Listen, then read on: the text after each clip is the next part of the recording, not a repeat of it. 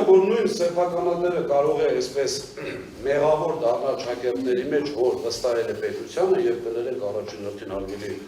հանձնաժողովականներ ձեր վերաբերմունքի փոփոխությունը,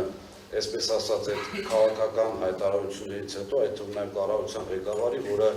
դեռևս օրենքները չընդունված, դեռևս այսպես քայլեր կան, չէ՞, որ առաջի երկրորդ ընթերցման արանքում, երկրորդ ընթերցում պետք է լինի, որ կարող է տեսականորեն չքվեարկվել, դրանից հետո պետք է լինի տկենի այդ առաջարկը, հաղորդումը, որը կարող է տեսականորեն չուղարկվել, դրանից հետո պետք է լինի հանձնաժողովի նախագահի իհարկե իմպերատիվ վարույթի հարուցումը, բայց միգուցե 5 թե 6 այսպես պատժամիջոցներից ամենառադիկալ չնշանակելը, այս ամեն ինչը չանցած եղել է հայտարարություն ոչ մի անգամ, որ ազգայնացվելու է։ Ես դա դիտում եմ ուղիղ հրահանգ հանձնաժողովի անդամների եւ մնացածի վրա, մյուս պետական մարմինների վրա, որպես ուղիղ քաղաքական հրահանգ, որ ինչ ուզում եք արեք, ոնց ուզում եք արեք, ինչ կարգի վրա ուզում եք անցեք, սա պետք է ազգայնացվի։ Հաջորդը սեփականատերը ինչի է սխալվել շահերների մեջ, ես ասում եմ, ինչ որ դուք եք արձանագրում ձեր նյութերով, որ վստահել է պետությանը նաև մեկ այլ մասով։ Հիմա կառավարիչը ասում է, որ ինձ համար իմպերատիվ բնույթ չէր կրում ընդունում հանձնում անելը, ինչ որ չափով համաձայն եմ, բայց հանձնաժողովը, եթե ուզում էր նամանավանդ վարույթ սկսելուց իրականություն իմանալ, չեմ կարծում, որ ձեր ինչ-որ մեկի պրոֆեսիոնալիզմը այնքան թույլ է, դրա վրա չեմ կասկածում, ես այս այնօրն այդ միջանցքում ասեցի, խնդիրը այդ բանի մեջ է, որ քաղաքական պատվերներ եք կատարելու,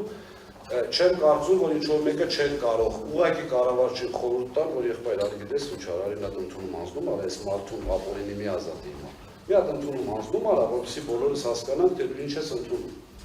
Եթե հուլիսի 21-ին ցանցը ընդունում են, եթե չեմ սխալվում սեպտեմբերի 11-ին թե 12-ին նոր հրամանան լինում պայեսները գույքագրելու, իսկ ով կարող է ինձ այսպես մեղադրել, որ ես հիմնավոր կասկածում ունենամ, որ այդ պայեսների ամբողջ պատասխանը եղել է իրենց վաղ, իրենց ուսուցումով կամ էլ թե չէ, իրենց ոչ դիտավորությամբ, այդ ինչ-որ մեկի գողությամբ։ Ով կարող է ինձ դրանում մեղադրել։ Բնականաբար գույքը ընդունում հանձնում նամանավանդ այնպիսի բարձր պաշտոնյայի համար, որը այսպես 10 անգամ ավելի ցածր պաշտոնը բնականաբար ավելի բարձր փողով համաձայնվել է փոխել, բայց իր նախկին աշխատակազմը, աշխատանքի վայրը ենթադրում է տեղեկացվածություն, չէ՞, այդ ամեն ինչը ենթադրում է, որ բավականին դա շատ լուրջ, այսպես ՊՊԾ ղեկավարը շատ լուրջ պաշտոն է, բնականաբար պատասխանատու է վարչապետի ներքո, չգիտեմ, այդպես բացվածք աշխատող բոլոր պետական կազմակերպություն։ Այսինքն ենթադրվում է, որ եւ հանձնաժողովը եւ կառավարիչը շատ լավ հասկանում են, որ ընդունում հանձնում պետք է կատարվի։ Հիմա նորից սեփականատերի մեղավորությունը, սեփականատերի մեղավորությունը կայանում է նրան, որ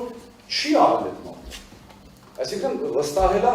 ձեզ առաջին հերթին հանձնաժողովին, երկրորդ հերթին այսինքն ընդհանուր պետությանը։ Հիմա այսքանից հետո եթե ներդրող կա, որը կվստահի ձեզ, չգիտեմ, բացեք վերջի տարվա ներդրումներով կտեսնեք ինչա կատարում, էլ չասած, որ այս աղմուկը հասել է մինչև աշխարհաքաղաքական շատ կենտրոններ եւ շատ երկրներ, որտեղից արդեն ուղղակի խուսափելու են այստեղ ներդրում անել, եթե երկրի ներդրումները կոռուպցիոն ճանապարհով ենթադրյալ ձեռք բերած գումարներ օրինականացնելու մասին չի։